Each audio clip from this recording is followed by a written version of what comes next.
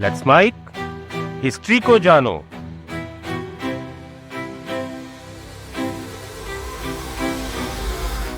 पाकिस्तान के बलूचिस्तान प्रांत में ब्राहुई नाम का एक कबीला रहता है। ये लोग शक्लो सूरत से और नस्ल से बिल्कुल ईरानी लगते हैं, लेकिन हैरानी की बात यह है कि इनकी बोली साउथ इंडिया की द्रविड़ भाषाओं जैसे तमिल या तेलुगु से काफी मिलती जुलती है। अब सोच कर देखिए, कहां ईरान है और कहां साउथ इंडिया, लेकिन फिर भी हजारों किलोमीटर दूर रहने वाले लोग एक जैसे लगते हैं, एक जैसी भाषा बोलते हैं। ये कोई इत्तेफाक नहीं है, बल्कि इस बात का पक्का सबूत है कि भारत और ईरान की जड़ें कहीं ना कहीं एक ही जमीन से जुड़ी हुई हैं। अब इतिहास और साइंस की बात करते हैं। इंडो आर्यन और ईरानी लोगों के साझे अतीत को साइंटिफिक लैंग्वेज में कुर्गन परिकल्पना या कुर्गन हाइपोथेसिस और BMAC यानी बैक्टीरिया मार्गियाना आर्कियोलॉजिकल कॉम्प्लेक्स के नाम से जाना जाता है। इस थ्योरी के मुताबिक हजारों साल पहले सेंट्रल एशिया के यूरेशियन स्टेपीज इलाके में एक बहुत बड़ा घुमंतू यानी नोमैडिक ग्रुप रहता था।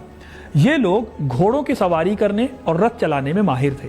ये वो लोग थे जो एक ही भाषा बोलते थे और एक ही कल्चर को मानते थे।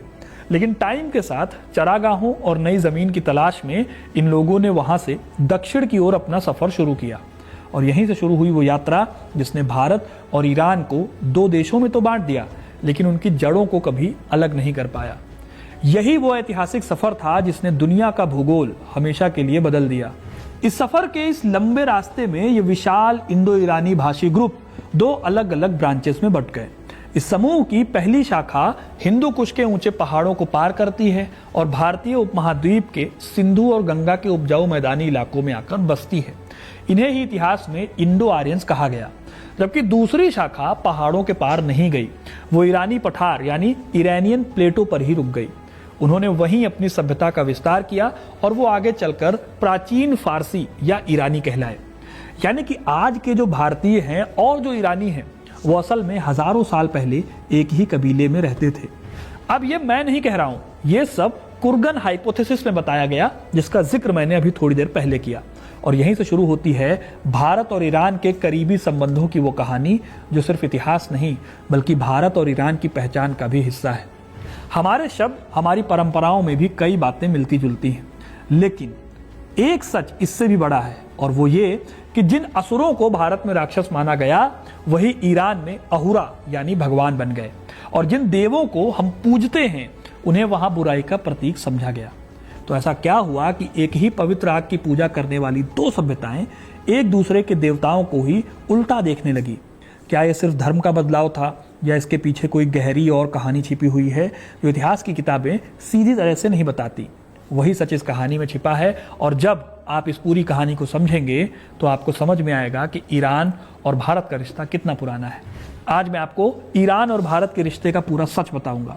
कितनी पुरानी है ईरान और भारत की दोस्ती? इस पूरी कहानी को जानने के लिए वीडियो को अंत तक जरूर देखिएगा, क्योंकि अपना इतिहास नहीं जानोगे तो खुद को कैसे पहचानोगे। आपको पता है कि भारतीय और जो ईरानी हैं वो असल में हजारों साल पहले एक ही कबीले में रहते थे। फ्रेड हब जैसे जेनेटिक और पुरातात्विक विद्वानों ने भी कुलतुर्कुगेल मॉडल के जरिए इस बात की पुष्टि की है। अब आगे बढ़ते हैं हमारे देश का नाम हिंदुस्तान और उनके देश का नाम ईरान कैसे पड़ा इस सवाल पर। इसकी कहानी भी इसी बंटवारे से जुड़ी है जो मैंने वीडियो की शुरुआत में बताई। प्राचीन भारत में संस्कृत भाषा का बोलबाला था और हमारे यहाँ बहने वाली सबसे बड़ी नदी का नाम सिंधु था। लेकिन प्राचीन फारसी भाषा के व्याकरण में एक बहुत अजीब बात थी। फारसी लोग सा अक्षर का उच्चारण नहीं कर पाते थे। वो अपनी जबान में सा को हा बोलते थे। इसी प्रोनाउंसिएशन की वजह से उन्होंने हमारी सिंधु नदी को हिंदू कहना शुरू कर दिया, और इसी हिंदू शब्द से सिंधु नदी के इस पार रहने वाले सभी लोगों का इलाका हिंदुस्तान कहलाने लगा। यानी हिंदू शब्द असल में कोई धार्मिक शब्द नहीं है, बल्कि ईरानियों का दिया गया एक ज्योग्राफिकल नाम था। अब एक और बात, भारत और ईरान दोनों जगह के लोग खुद को आर्य कहते थे, जिसका मतलब होता है कुलीन या श्रेष्ठ या अपना सगा। इसी आर्य शब्द से फारसी भाषा में ईरान शब्द की उत्पत्ति हुई। ईरान का शाब्दिक अर्थ ही है आर्यों की भूमि।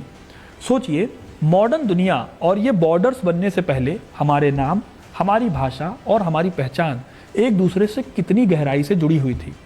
ये तो सिर्फ नामों और पूर्वजों के बंटवारे की बात हुई, लेकिन जब ये दोनों सभ्यताएं अलग हुई तो इन्होंने अपने अपने भगवान और अपने अपने ग्रंथ और अपने अपने धर्म बना लिए। ये कहानी और भी ज़्यादा हैरान करने वाली है। जब इंडो आर्यन लोग भारत आए तो उन्होंने वेद रचे, वहीं जो लोग ईरान में रह गए उनकी धार्मिक किताब बनी अवेस्ता। अगर आज आप संस्कृत के ऋग्वेद और प्राचीन ईरान की अवेस्ता को आमने सामने रखकर पढ़ेंगे तो आप चौंक जाएंगे। दोनों के व्याकरण, दोनों के शब्द और मंत्र ये सब लगभग एक जैसे हैं। मसलन हम जिसे पवित्र अग्नि अनुष्ठान यानी यज्ञ कहते हैं, ईरान के लोग अपनी पुरानी भाषा में उसे यस्न कहते हैं। हमारे ग्रंथों में जिस चमत्कारी और पवित्र सोम रस का जिक्र मिलता है, उसी पवित्र पेय को अवस्था में होम कहा गया है। यानी भाषा तो लगभग एक ही थी, लेकिन फिर ऐसा क्या हुआ कि हमारी सोच बिल्कुल उलट हो गई। दरअसल पारसी धर्म यानी जोरोस्ट्रियनिज्म के उदय के बाद ईरान में बहुत बड़ा वैचारिक बंटवारा हुआ, जिसे इतिहास में शिस्म कहा जाता है। भारतीय वेदों में इंद्र, अग्नि और वायु जैसे देवों को पूजा जाता था और असुर को बुराई या दानव का प्रतीक माना जाता था। लेकिन ईरान में इसका बिल्कुल उल्टा हुआ। ईरान के पारसी धर्म में अहूरा यानी असुर को दुनिया का सबसे बड़ा भगवान मान लिया गया, जिनका नाम है अहूरा मज़दा। और हमारे जो देव थे उन्हें ईरानियों ने दावा कहना शुरू कर दिया, जिसका मतलब था बुरी आत्माएं या राक्षस। मतलब हिंदू जिनके सामने हाथ जोड़ रहे थे वो पारसियों के लिए खौफनाक थे, और जो हमारे यहाँ राक्षस थे वो उनके लिए पूजनीय थे। फिर दिलचस्प बात यह है दोस्तों कि इस गहरे धार्मिक मतभेद के बावजूद हमारे रिश्ते कभी टूटे नहीं। सदियां बीतती गईं और लगभग 500 ईसा पूर्व के आसपास ईरान के सबसे ताकतवर अकेमेनिड एम्पायर के राजा डेरियस ने भारत के नॉर्दर्न हिस्से पर कब्जा कर लिया। ये वो वक्त था जब भारत और ईरान के बीच बड़े पैमाने पर ट्रेड और आर्ट का लेन देन शुरू हुआ। भारत से मसाले और काली मिर्च ईरान जाने लगे और वहां से सोने और चांदी के सिक्के भारत आने लगे। लेकिन ईरान ने भारत को सबसे बड़ा तोहफा दिया आर्किटेक्चर का, यानी इमारत बनाने का हुनर। क्या आपको पता है कि हमारे महान सम्राट चंद्रगुप्त मौर्य और अशोक के महल किससे मोटिवेटेड थे? मौर्य एम्पायर की भव्य इमारतों पर ईरान की गहरी छाप थी। राजधानी पाटलिपुत्र में जो बड़े महल बने थे उनका डिजाइन सीधे तौर पे ईरान के पर्सेपोलिस महलों की नकल थी। सम्राट अशोक ने पूरे देश में जो बड़े बड़े पत्थर के खंभे लगवाए, उन्हें बनाने की तकनीक भी ईरानी थी। उन खंभों को एक ही पत्थर से तराशा जाता था और उन पर शीशे जैसी पॉलिश की जाती थी। इतना ही नहीं, अशोक ने अपनी जनता के नाम जो मैसेज पत्थरों पर लिखवाए, उसका तरीका भी बिल्कुल ईरानी राजाओं जैसा था। यानी हमारा शुरुआती इंफ्रास्ट्रक्चर ईरान की देन था, या फिर हम कह सकते हैं कि उससे एक्चुअली इंस्पायर्ड था। लेकिन वक्त का पहिया हमेशा एक सा नहीं रहता। जो ईरान कभी इतना ताकतवर था कि भारत की कला को दिशा दे रहा था, उसी ईरान पर 7वीं सदी में एक ऐसा भयानक क्राइसिस आया कि वहां के लोगों को सब कुछ छोड़कर भागना पड़ा। 7वीं शताब्दी में जब अरबों ने ईरान पर हमला किया, तब वहां ससानी साम्राज्य का राज था। यहाँ के आखिरी राजा यज़्द-ए-गिर्द की नेहबंद की लड़ाई में हार हो गई। इसके बाद ईरान में इस्लामी शासन शुरू हो गया। उस समय पारसी लोगों के लिए हालात बहुत मुश्किल हो गए। उनसे कहा गया कि या तो इस्लाम कबूल कर लो, या फिर जजिया नाम का टैक्स दो, या फिर अत्याचार सहो। अपनी धार्मिक आज़ादी को बचाने के लिए कई पारसी लोग पहले खुरासान के पहाड़ों में जाकर छिप गए। लगभग 100 साल तक वहीं रहे। बाद में हालात जब ठीक नहीं हुए तो उन्होंने समुद्र के रास्ते भारत आने का फैसला किया। कई दिनों तक समंदर का खौफनाक सफर तय करके करीब 18,000 पारसियों का जत्था गुजरात के तट पर पहुंचा। सबसे पहले वो दीव में रुके, बाद में संजान नाम की जगह पर आकर बस गए। उस समय संजान पर हिंदुस्तानी राजा जदी राणा का शासन था। पारसियों के महाकाव्य किस्सा संजान के मुताबिक राजा जदी राणा ने पारसियों के धर्मगुरु को दूध से भरा हुआ कटोरा भेजा। इसका मतलब था कि उनका राज्य पहले से ही दूध की तरह लोगों से भरा हुआ है और अब किसी बाहरी के लिए कोई जगह नहीं है। लेकिन पारसी धर्मगुरु भी बहुत समझदार थे। उन्होंने उस दूध के कटोरे में एक मुट्ठी शक्कर मिला दी। ये उनका वादा था कि जैसे दूध में शक्कर घुल जाती है, वैसे ही हम पारसी भी भारतीय समाज में घुल जाएंगे। उन्होंने राजा को भरोसा दिलाया कि वो समाज को परेशान किए बिना इसमें मिठास घोलेंगे। राजा जदी राणा इस बात से इतने इम्प्रेस हुए कि उन्होंने बिना किसी हिचकिचाहट के पारसियों को अपने राज्य में शरण दे दी, और पारसियों ने फिर अपना वादा भी निभाया। उन्होंने भारतीय लिबास पहना, हमारी भाषा अपनाई, और आज तक वो भारत की तरक्की में शक्कर की तरह अपनी मिठास घोल रहे हैं। खैर, ये तो हुई लोगों के घुलने मिलने की बात, लेकिन हमारी और ईरान की भाषाएं भी इसी तरह एक दूसरे में घुल गई थी। सदियां बीती और भारत में दिल्ली सल्तनत और उसके बाद मुगलों का दौर आया। इस दौर में राजकाज, अदालत और एजुकेशन की सबसे बड़ी भाषा पर्शियन यानी फारसी बन गई। उस वक्त भारत धीरे धीरे फारसीकरण की तरफ बढ़ रहा था, जिसका असर आज भी हमारी जुबान पर जिंदा है। क्या आप जानते हैं कि आज हम रोजमर्रा की जिंदगी में जो शब्द बोलते हैं उनमें से बहुत से शब्द हिंदी के हैं ही नहीं बल्कि फारसी हैं। सरकार, जमींदार, अदालत, कानून, कागज, बाजार, ये सारे फारसी भाषा के ही शब्द हैं। सिर्फ दफ्तर ही नहीं, हमारे घरों में रोज इस्तेमाल होने वाले शब्द जैसे शहर, दुकान, रंग और यहाँ तक कि सब्जी भी, ये सारे शब्द सीधे फारस से हमारी जुबान पर चढ़ गए। हमने अनजाने में ही ईरानी भाषा को अपनी रोजमर्रा की जिंदगी का हिस्सा बना दिया। इसी भाषा के संगम से एक बिल्कुल नई जुबान ने जन्म लिया जिसे हम उर्दू कहते हैं। फारसी, अरबी और हमारी अपनी खड़ी बोली जब आपस में मिली तो उर्दू का जन्म हुआ। हमने फारसी के ग्रामर को इस्तेमाल करके बेचैन, बेघर और नासमझ जैसे हजारों नए शब्द गढ़े। 100 चूहे खाकर बिल्ली हज को चली, ये कहावत भी पर्शियन फिलॉसफी से ट्रांसलेट होकर हमारी लाइफ का हिस्सा बनी। भाषा से अलग भी देखो तो ईरान का एक और खूबसूरत अक्स भारत में दिखाई देता है और वो जगह है हमारी जन्नत यानी कश्मीर। क्या आपको पता है कि दुनिया भर में कश्मीर को ईस्ट का ईरान या मिनी ईरान के नाम से भी कभी जाना जाता था, क्योंकि कश्मीर की खूबसूरती, वहाँ के हैंडीक्राफ्ट और आर्ट सभी पर ईरान की छाप है। 14वीं सदी में मीर सैयद अली हमदानी नाम के एक सूफी संत ईरान से 700 कारीगर लेकर कश्मीर आए। इन ईरानी कारीगरों ने ही कश्मीरी लोगों को पश्मीना शॉल, कालीन और पेपर मैशे बनाने की शानदार कला सिखाई। आज कश्मीरी शॉल पर जो चिनार के पत्ते की डिज़ाइन आप देखते हैं वो दरअसल ईरानी कला का ही एक रूप है। वहाँ की कला ने कश्मीर को वो पहचान दी जो आज पूरी दुनिया में मशहूर है। भारत में सिर्फ ईरानी भाषा और कला नहीं पनाह नहीं ली बल्कि ईरानी खाना भी भारत की पहचान बना। आज इस समोसे की बिना भारत में कोई मेहमान नवाजी पूरी नहीं होती। ऑफिस की, सरकारी ऑफिस की खास तौर पे पार्टी अधूरी रह जाती है। वो समोसा असल में हमारा है ही नहीं।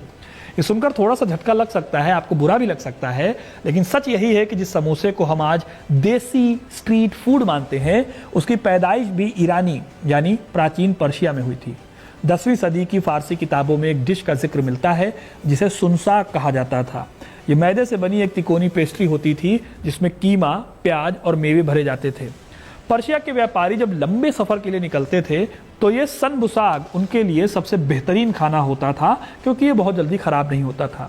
यही सनबुसाग जब ट्रेडर्स के जरिए भारत पहुंचा तो हमने इसमें अपने मसाले और पुर्तगालियों के लाए आलू भर दिए और इस तरह से पर्शिया का सनबुसाग बन गया हमारा अपना समोसा।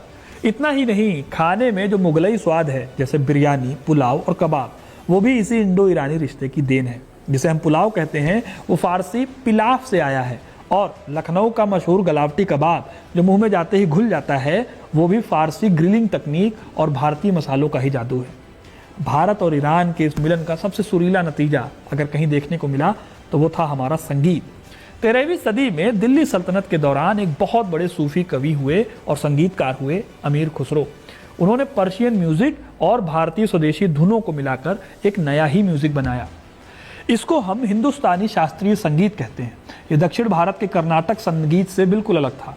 खुसरो ने ही सूफी भक्ति संगीत कव्वाली की शुरुआत की। आज भारत का सबसे मशहूर वाद्य यंत्र सितार है जिसे बजाने का तरीका भी खुसरो ने ही इजाद किया था। और आपको जानकर हैरानी होगी कि सितार भी ईरान के सेतार नाम के वाद्य यंत्र से निकला है। ये वो दौर था जब फारसी सूफी संतों ने भारतीय जनता से जुड़ने के लिए हिंदुस्तानी भाषा का इस्तेमाल किया और यहीं से जन्म होता है हमारी गंगा जमुनी तहजीब का। हमारे त्योहारों और रस्मों में काफ़ी सिमिलरिटी है।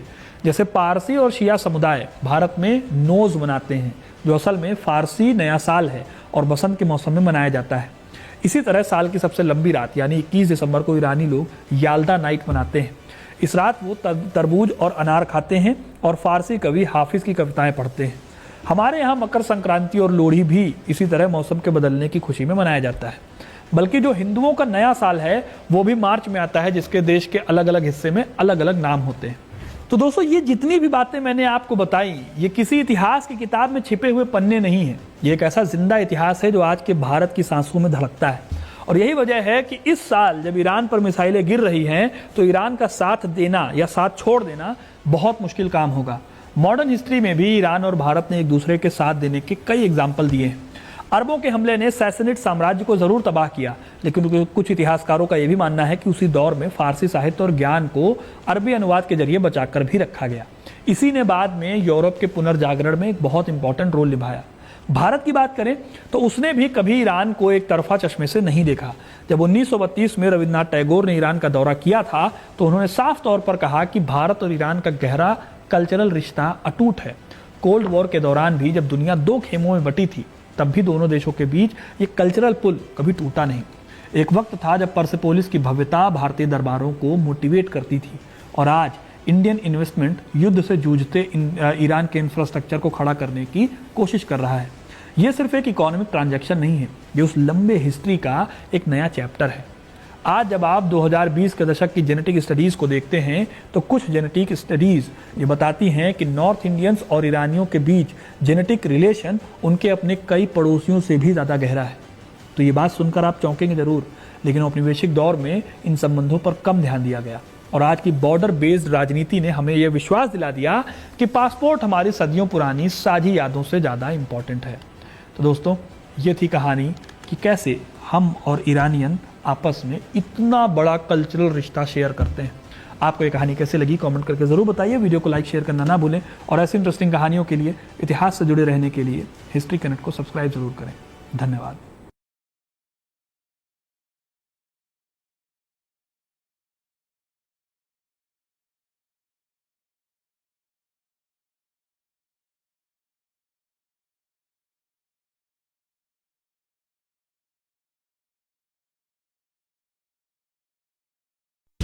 आप सुन रहे थे let's mind more than radio. Follow कीजिए हमें हमारे सोशल मीडिया प्लेटफॉर्म्स पर।